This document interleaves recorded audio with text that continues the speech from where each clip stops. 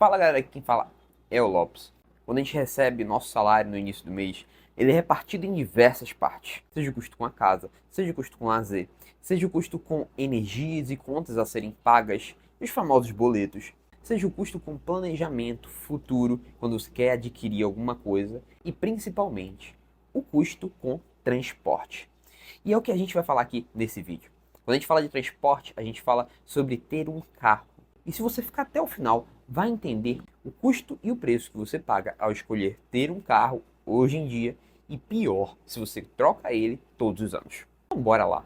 Já parou para pensar que muitas vezes o inimigo das suas riquezas está na sua garagem e muitas vezes você nem tem noção disso? O sonho de consumo de todo brasileiro, sim, o carro, é muitas vezes uma das coisas que afasta a independência financeira de você e que toma quase todo o seu dinheiro, ou se não, uma boa parte. Eu já quero começar aqui te contando um exemplo que aconteceu comigo na minha casa. Meu irmão começou a trabalhar, ele é mais velho do que eu, e assim que ele começou a trabalhar, o primeiro item que ele adquiriu foi um carro. Era um Celta vermelho naquela época, eu ainda estava tirando a carteira e sim, consegui dar algumas voltas. Mas eu lembro que essa foi a primeira coisa que ele adquiriu como bem. Aquele carro que custou suados 15 a 16 mil reais naquela época, estava drenando o dinheiro dele e ele nem percebia. Até porque meu irmão é aquele tipo de pessoa que se ele pudesse, ele levava o carro para dormir na cama dele, entre ele e a mulher dele, de tanto que ele estima ter um carro. Sim, a gente sabe que ele não é o único. Já diferente, eu acredito que a minha geração pensa a longo prazo. Eu, por exemplo, nunca comprei um carro desde que comecei a trabalhar e tenho meu salário significativo. Isso já tem mais de 6 anos. Porque é aquele caso, né? O mito do carro como uma necessidade primordial na sua vida.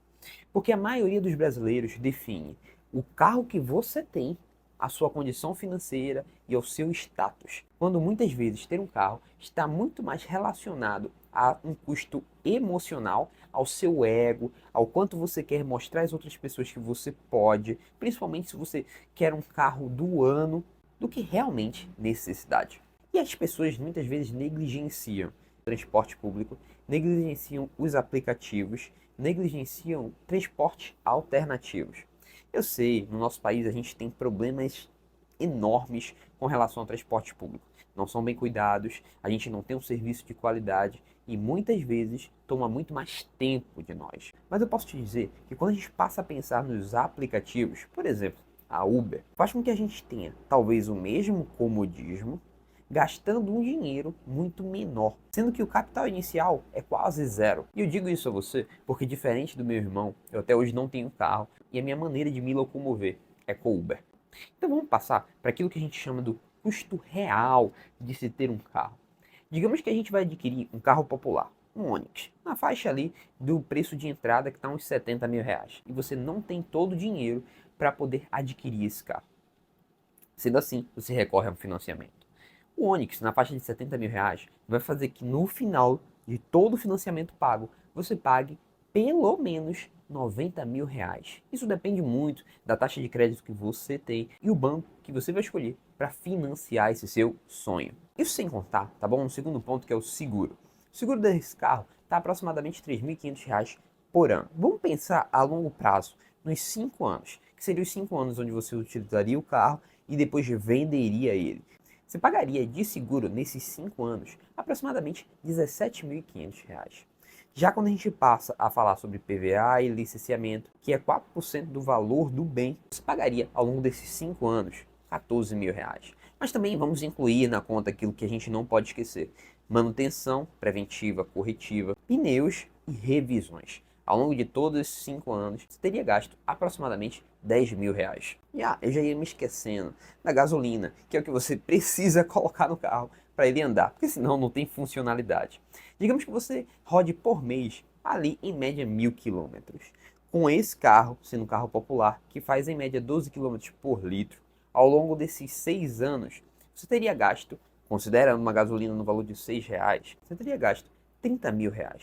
Mas vamos também colocar a depreciação do bem, porque a gente sabe, assim que você tira o carro da concessionária, a primeira coisa que ele faz é se desvalorizar. Infelizmente, você está pagando para ver o seu dinheiro se desvalorizar. Mas a gente não pode só pensar que o carro traz todos os malefícios. A gente sabe dos benefícios, mas o que a gente quer falar aqui é sobre dinheiro, principalmente sobre escolhas financeiras. Quando a gente passa a falar sobre desvalorização, um carro de aproximadamente 70 mil, daqui a uns 5 anos, vai estar valendo entre 40 e 50 mil. Sendo que o custo total para você, ao longo desses 5 anos, seria de aproximadamente R$ 197.500. Mas calma aí, a gente tem que ter um comparativo. Porque toda escolha que envolve dinheiro leva de você aquilo que a gente chama de custo de oportunidade. Digamos que esses 70 mil que você iria gastar comprando um carro, você decidiu utilizar plataformas que viabilizam o seu transporte. Por exemplo, a Uber. E pegou esses 70 mil e colocou ele em um fundo atrelado ao índice SP500, que é um fundo com as maiores empresas americanas. Aqui no Brasil, um bom fundo que replica esse índice seria o IVVB11. Sabendo que o índice S&P 500 tem uma rentabilidade média de aproximadamente 10%, considerando todo o histórico desse índice dos últimos 100 anos, a gente pode falar que investindo 70 mil reais no fundo IVVB11, considerando que o IVVB11 tem nos dado uma rentabilidade entre 10% e 20% ao longo dos últimos anos, vamos ser modestos e colocar 15% ao ano. Você teria aproximadamente 141 mil reais depois desses 5 anos. E lembrando, enquanto o carro te consumiria 197 mil aproximadamente nesses 5 anos, e o investimento te renderia 141 mil reais nesses mesmos 5 anos, a gente sabe que esses dois valores somados fariam com que você tivesse um custo de oportunidade em dinheiro perdido de aproximadamente 341 mil reais. Parece loucura, né? Mas por que as pessoas normalmente não fazem isso? Ao invés de comprar um carro, sim, pegam e investem esse dinheiro. Talvez seja porque elas não têm conhecimento, elas não sabem como fazer. E como eu posso te ajudar fazendo isso? De diversas formas. Antigamente, a gente teria que ligar para corretores na bolsa de valores para que eles pudessem investir o nosso dinheiro. Hoje a gente pode fazer tudo isso de maneira simples, rápida e fácil por aplicativo no seu celular.